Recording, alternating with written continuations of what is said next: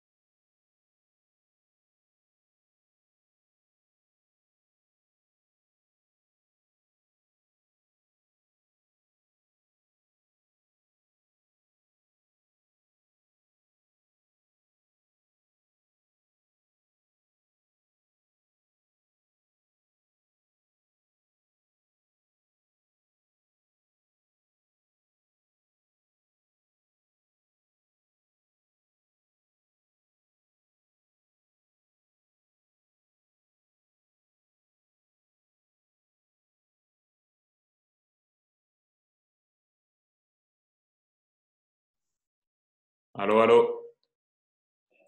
Salut Thierry, tu m'entends bien? Ouais, tu m'entends, toi? Oui, très bien. Les médias sont là. On va commencer. Vas-y, excuse-moi, hein. Alors, bonjour tout le monde. L'entraîneur-chef de l'Impact, Thierry Henry, qui est avec nous aujourd'hui en conférence vidéo pour discuter évidemment du tournoi MLS is back avant le départ de l'équipe ce jeudi après-midi. Good afternoon, everyone. Welcome to this video conference with head coach Thierry Henry before the team leaves for the MLS is back tournament in Orlando on Thursday afternoon. Again, to ask a question, please click on the raise hand button. Si vous avez une question, appuyez sur le bouton Raise Hand sous les participants. Je débloque votre micro et je vous donne la parole. On va y aller à tour de rôle pour les prochaines 30-40 minutes. Vous pouvez également me faire signe dans le chat si jamais vous avez des ennuis. Et on a une première question en français. Jérémy Filosa, 98.5. Jérémy, ton micro est ouvert. Bonjour Thierry, merci de nous donner quelques minutes bonjour. aujourd'hui, c'est très apprécié. Merci. Coach, loin de moi l'intention de vous demander de tout nous dévoiler là, pour ce tournoi, mais pour ceux d'entre nous qui étaient là à Saint-Pete au camp d'entraînement pour les matchs préparatoires, pouvez-vous nous donner une idée sur quoi vous avez travaillé au cours des dernières semaines, étant donné qu'on ne peut pas vous voir à l'entraînement? Est-ce que vous êtes revenu un peu à tenter de remettre en place ce que vous aviez tenté de faire au camp d'entraînement avec le 4-3-3, ou est-ce que plutôt vous poursuivez aujourd'hui un peu là où vous aviez laissé stratégiquement au bout des 5 matchs? Merci. Ben, déjà pour revenir à ce qu'on a pu faire, notamment ce qui a été où on a été, je veux dire, à un moment donné, c'était difficile par rapport à la santé publique parce que vous savez très bien qu'il y avait la phase 1, la phase 2, la phase 3. Donc, dès qu'on a pu rentrer, bien sûr, dans la phase 3 où il y a contact, où les joueurs peuvent se toucher, on a commencé à travailler la tactique. D'ailleurs, c'est pour ça que je suis un peu en retard parce qu'on était en train de parler justement de la tactique et de voir comment on va pouvoir jouer là-bas à Orlando. Donc, on a travaillé sur comment on a fini un peu contre Olympia, sur ce qu'on a fait aussi avant. Donc, ce n'est pas encore clair exactement comment on va évoluer, mais on a travaillé un peu sur les deux. Donc, pour répondre à la question, Jérémy, on a travaillé sur les deux. Parce qu'on a essayé de retoucher un peu tout avec ce qu'on a pu faire et ce qu'on nous a laissé faire aussi. Donc, voilà, on ne sait pas encore comment on va commencer là-bas, mais on a travaillé sur les deux tactiques. Prochaine question. Gavino, IMFC Radio. Gavino, à toi.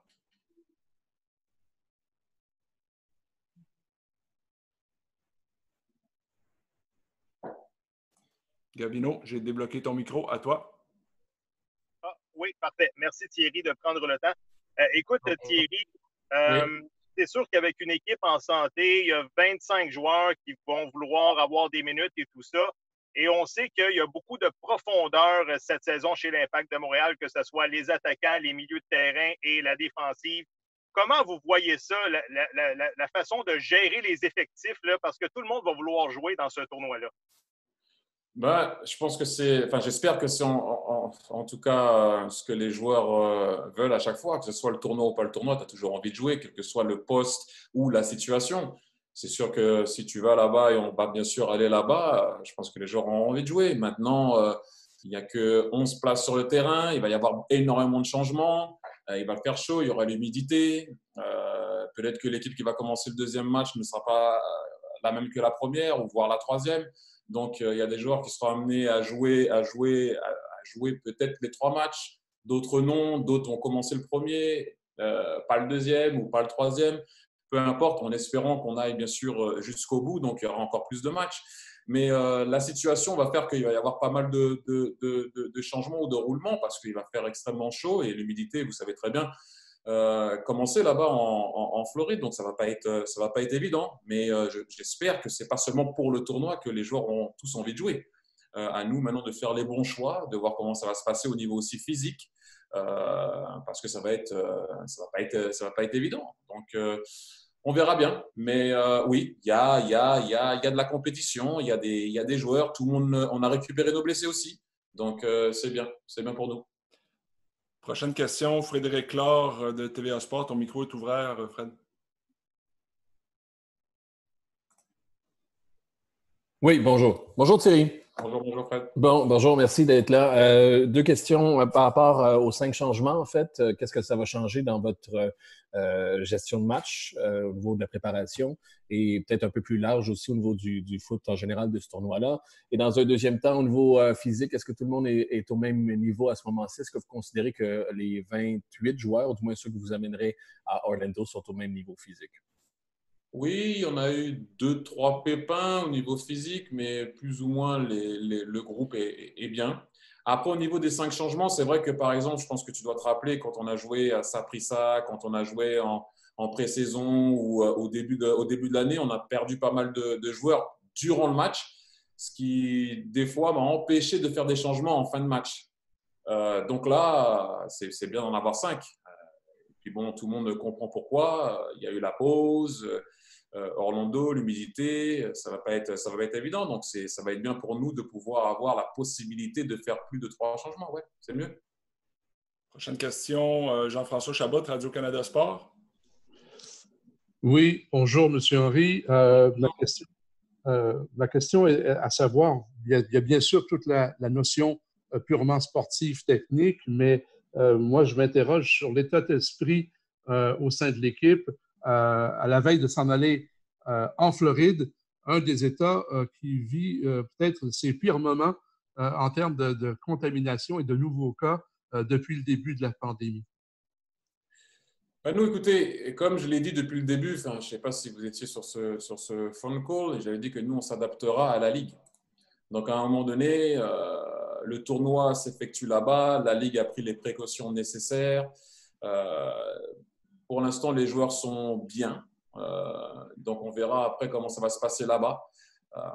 Mais nous, on est en train de se préparer pour jouer un tournoi, quelles que soient les conditions physiques, mentales, qui ne seront pas évidentes, c'est sûr, comme vous pouvez vous en douter.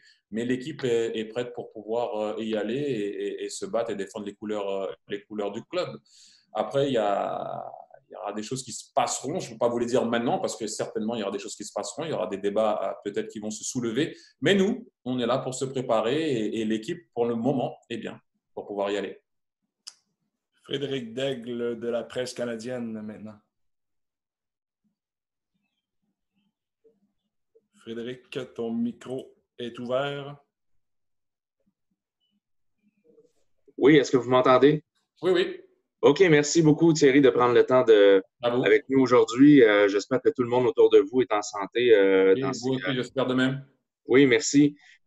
Vous avez énormément d'expérience dans ce genre de tournoi. Vous savez qu'est-ce que ça prend pour bien y figurer, même les gagner. Alors, qu'est-ce que ça prend et est-ce que l'effectif que vous avez sous la main a ce que ça prend pour connaître du succès dans une compétition comme ça? Déjà, c'est un peu faux quand même parce que ce genre d'expérience, je n'en ai pas souvent vécu. La manière dont on se retrouve dans ce tournoi. Après, en général, quand tu vas dans un tournoi, tu as un temps de préparation et des matchs amicaux avant d'y aller. Là, on n'en a pas pour les raisons qu'on connaît. Ce n'est pas une attaque, attention, mais pour les raisons qu'on connaît. Donc voilà, c'est pas évident de commencer un tournoi et que ça soit ton premier match. En général, tu essaies de pas mal de choses, tu essaies des tactiques, tu essaies des combinaisons pour pouvoir voir qui peut jouer avec qui ou pas, ou comment ça peut se passer. Et là, en l'occurrence, c'est la première fois de ma vie que je me retrouve dans une situation comme ça, où tu arrives dans le tournoi et c'est ton premier match de compétition. Donc, de compétition ou même voire premier match. Donc voilà, c'est pas évident, ça va être un truc différent pour moi à gérer. On a énormément travaillé avec le préparateur physique pour que les mecs soient bien pour ce premier match. Mais encore une fois, on connaît la situation, il faut s'adapter et on n'avait pas d'autres moyens. Donc, c'est pour ça que je vous dis, sans attaque ou même manquer de respect, c'est que pour moi, c'est quelque chose, c'est un peu de l'inconnu pour tout le monde, mais la situation fait que c'est de l'inconnu aussi pour tout le monde. Donc, on a essayé de préparer le tournoi de la meilleure des façons, d'être prêt pour pouvoir aller au combat et essayer d'être performant. We'll switch to English now. Doug Galvin from CBC. Doug, you're unmuted. Thank you very much, Coach, for doing this today and being so generous with your time as you prepare to go to Florida. I have a question for you just about the challenges around the protocol that has been put in place so far and what you will be heading into in Florida as far as the protocol that you'll have to go through. From a coaching staff's perspective, what have the challenges been so far, and what are the challenges that you anticipate when you arrive in Florida? Listen, we're going to have to, to see what's going to happen when we're going to be there and deal with what we have to deal with. I said it so many times that we're going to have to adapt to any situation because that's just the way it is. Nobody has lived that before. And so we're going to have to go through that. Whatever's going to come our way, we're going to have to be ready for that. It's an awkward one, as we all know, but as long as we're not there, as I said before, I was trying to explain that in French, is we can only prepare ourselves to go there and try to perform. Whatever is going to come our way, we're going to have to adapt to the situation or whatever is going to happen. There's some stuff that we cannot talk about yet because they didn't happen yet because we're not there yet. Other than that, as a staff, you're trying to prepare your team the best way you can in order to perform, and the people that have to do their job for the protocol and the health issue that we might have, or because of the situation that we are in, they're going to have to do that. And all we can do is try to help and be responsive to the situation there and perform whenever you can, because at the end of the day, we're going there also to try to play well, show a good show, and show what the MLS is about. So hopefully we can do that. Next question is from Julian McKenzie. Julian, you're on. Hi, Terry. Can you hear me? Yeah. Hi, Terry. Thank you so much for allowing us the time to ask you a couple questions ahead of you leaving for Orlando. I'm just curious, with everything that's been going on with the coronavirus, how has it affected you personally? Do you know of any family members or any close friends of yours or any people in your circle who have come across the disease or anything of the sort? I was just curious how it may have affected your personal life. Well, yeah, thank you for asking that. And yeah, a couple of people had it in my family, a couple of friends also had it. They come out of it well. So yeah, I'm sure, everyone on this call must have known someone that had it, or family or friends. And so, yeah, it was, and it still is a kind of a weird situation that we need to adapt. It will never be the same after COVID-19, so as long as the vaccine is not there, and, we're going to have to respect distances and wear the mask, being on the field with a mask and try to deliver a session, it's not the easiest thing. But you have to adapt. You have to understand that you have to wear it.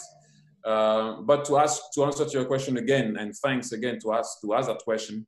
Yeah, a couple of my family members had it, like I said, friends, and you start to realize. I think, like I said earlier on the call, I don't know if you were on it, like COVID-19 brought us back to being human and being together and help each other. And I hope it wasn't only because of the pandemic that we can carry on doing the same thing, hopefully.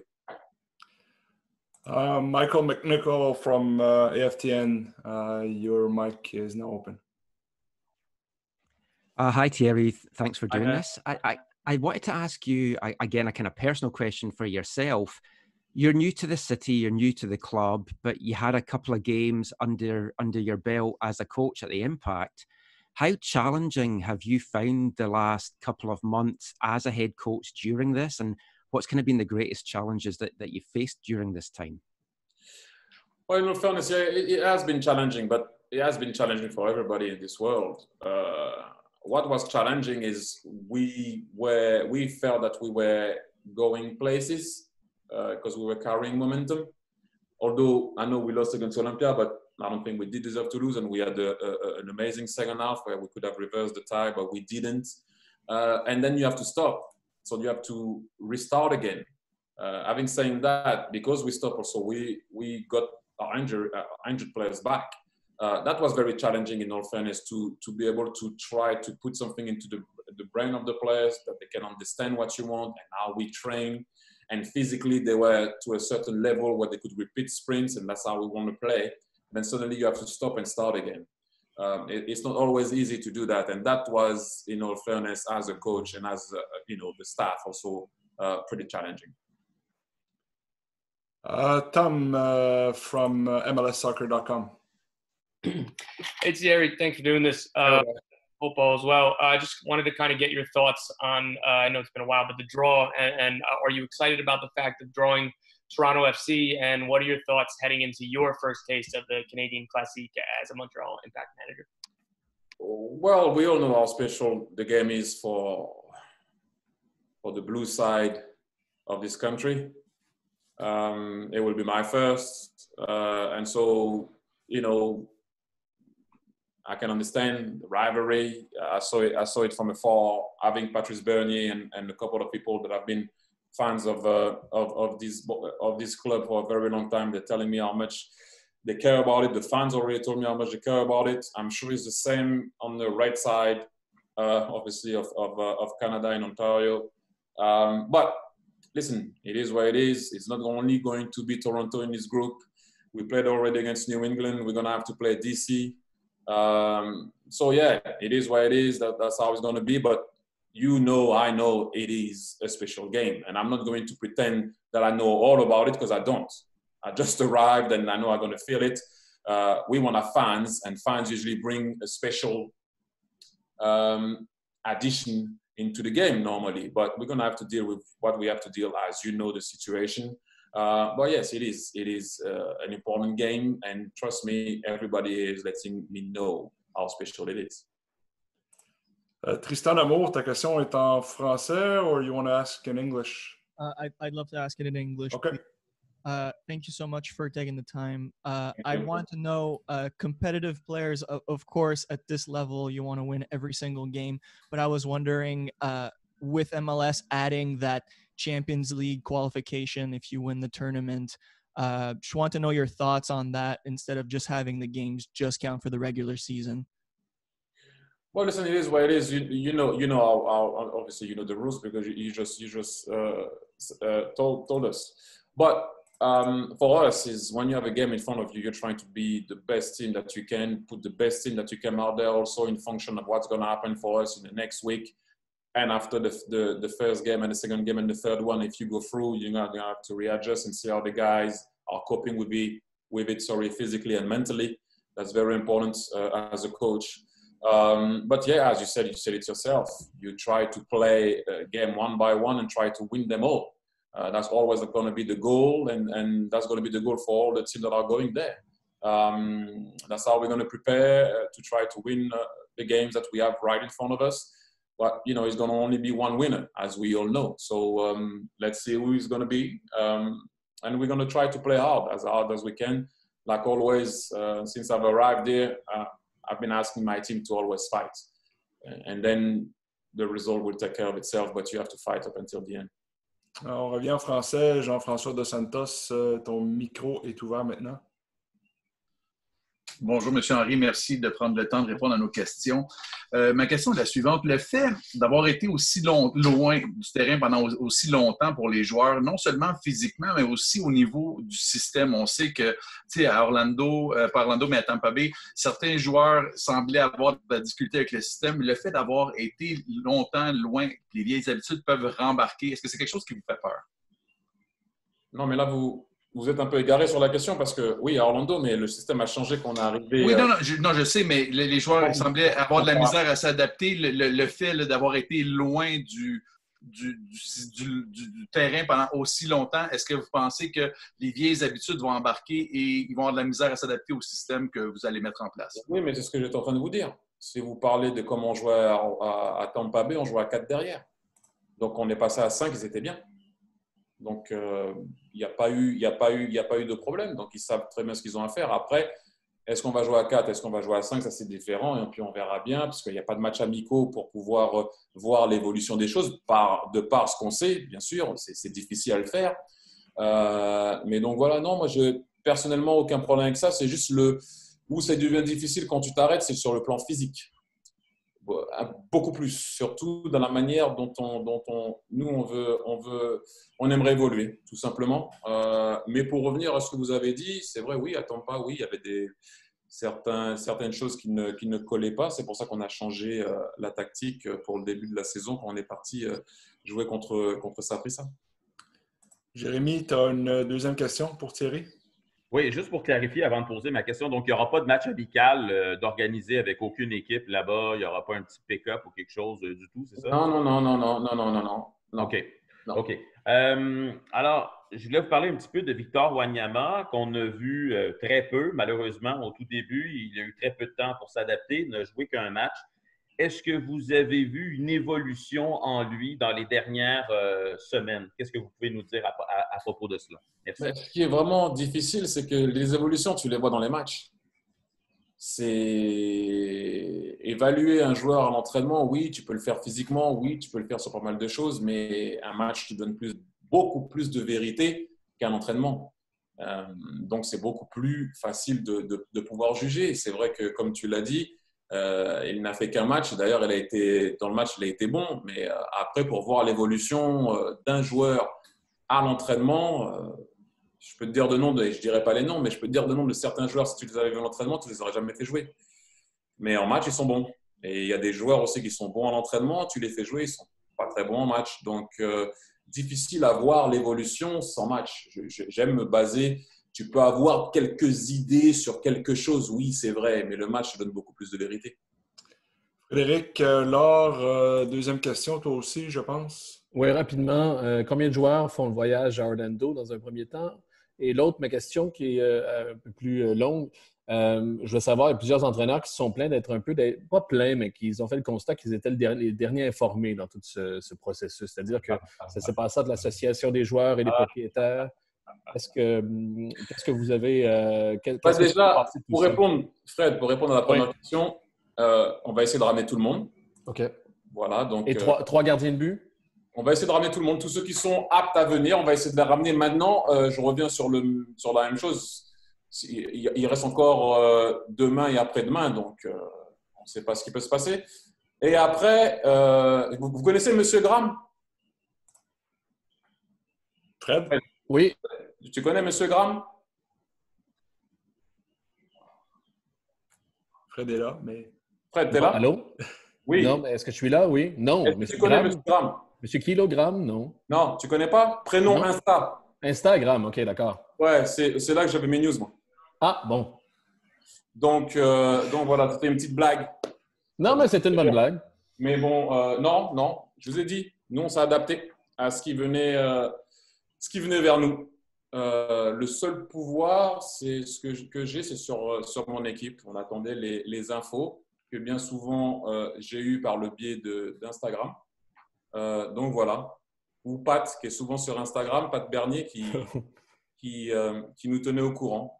Maintenant, il n'y a pas beaucoup de personnes qui étaient au courant aussi, donc voilà, c'est comme ça. On essaie de s'adapter à la situation des fois. Il faut être abonné au bon compte. Est-ce que tu es en phase 1, en phase 2 ou en phase 3? Donc voilà. Moi, je te l'ai dit depuis le début, je l'ai dit à tout le monde depuis le début, on s'adapte à ce qui vient vers nous. Et pas mal de fois, certaines infos on les a eues par le biais de M. Graham. Paul Vance, Paul, you're unmuted now.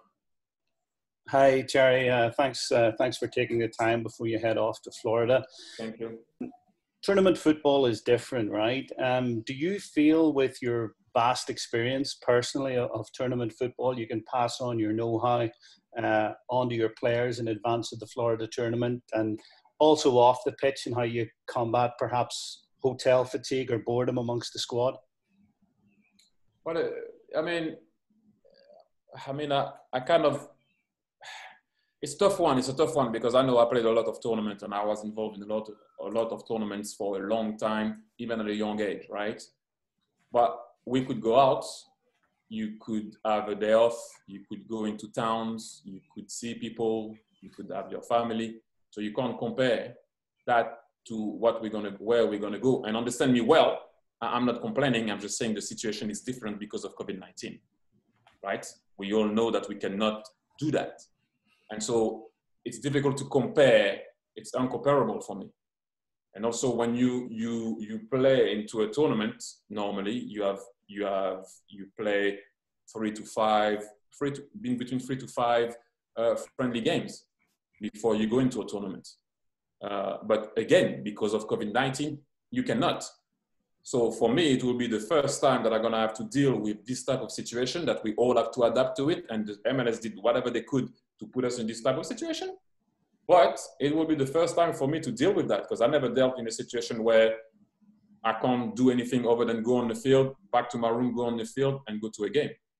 That will be the first time for me, and that will be the first time for a lot of people. And everyone is trying to deal with that and understanding how it's going to be. We have to be prepared for that and understand what it is. But if you want me to compare it to any other tournament that I played, they were not like that because of COVID-19. So it's a tough one.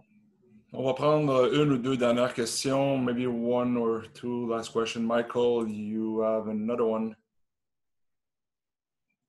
Yeah, I just wanted to ask you, Thierry, watching a lot of the English games since it's come back, a lot of the players have been going down with injuries, especially hamstring injuries. Is that a big concern for you heading down there, especially considering what the temperatures are going to be like? Well, the physical and mental integrity of the players should be the most important thing that a coach should think of. Then the tactic comes. What you want is make sure that they don't get injured.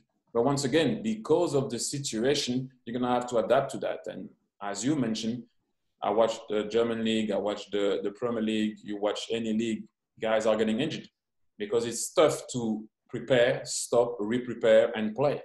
It's a tough one. It is a tough one. And if you add the conditions of where we're going to play, but once again, it is not ideal, right? But it is what it is. And if we want to see the MLS again, that was the way to do it, and so we have to adapt to that. But yes, obviously, you don't want to lose people physically or mentally. Anyway, Julian, your mic is open now. Yeah. Hi, Terry. One last question for you. I noticed you also put out a statement earlier this month in light of the death of George Floyd out in Minnesota, and you brought out some thoughts of what's been happening over there and how there's been need of change. I'm just curious again with the different anti-racism protests that have been going on, how have those weighed in on your mind as you've been trying to prepare for the MLS's back tournament and everything else going on? Well, listen, first and foremost, to do what I did on the statement was the bare minimum of what I could do.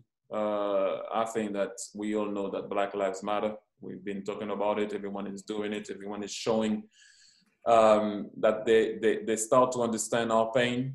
Having saying that, I don't know what's going to happen there. I don't know what's going to be allowed for us to do or not do to show support to the cause. I have something that I would like to do that I will keep for myself, and then we will see what's going to happen. But we have to become a we. Because for me, at the end of the day, there is only one race: is the human race. And I do not understand how else people see it, but some people do see it a different way. But we have to all become a we, and starting with the tournament. When we're going to arrive there and be together, not only saying it, but showing it will be nice too. On va prendre une dernière question. Olivier Brett du 91.9. Olivier, à toi. Encore une fois, Thierry, merci beaucoup de prendre le temps. Lors de la dernière vidéoconférence, j'avais posé la question concernant les matchs à huis clos. À ce moment-là, la réponse était que ton expérience était très limitée, pour ne pas dire inexistante, concernant les matchs à huis clos. Maintenant, sachant que tu as regardé ce qui s'est passé en Angleterre, en Bundesliga, puis un peu partout où il y a des matchs sans spectateurs, tes constats comme coach, comme partisan, comme téléspectateur, c'est quoi? Personnellement, en tant que coach, ça ne change rien pour moi. Les joueurs, à mon avis, ça doit changer. Et je pense que si vous regardez les résultats dans tous les championnats, il n'y a pas énormément d'équipes qui gagnent à la maison. Pas énormément d'équipes qui gagnent à la maison, surtout les petits clubs où en général qui ont besoin un peu de cette ferveur, de cette envie que les supporters peuvent leur donner à la maison. Donc c'est vrai que ça change énormément pour les équipes. Quand une équipe maintenant va à l'extérieur, si tu n'as pas les supporters qui te crient dessus, ça joue au ballon, ça repart de derrière. Vous regarderez les résultats à l'extérieur sont beaucoup plus grands qu'avant. Mais bon, enfin bref, pour moi, personnellement, ça ne change rien puisque je regarde mon équipe et je regarde comment elle évolue et ce que je dois changer ou pas. Donc voilà, mais c'est vrai que c'est largement différent quand tu arrives dans un stade. Pour un joueur, ça crie, il y a ta famille et tout ce qui s'ensuit. Donc, à mon avis, ça va être vraiment, vraiment différent. Mais bon, en tant que coach, tu dois t'adapter à toute situation et en tant que joueur aussi. Alors voilà, c'est ce qui complète notre conférence vidéo cet après-midi. Thierry Henry, merci beaucoup d'avoir pris le temps aujourd'hui. Merci. Thank you, guys. Merci tout le monde d'avoir été là. Be safe. Bon tournoi Orlando. Merci. Be safe, guys. Be safe.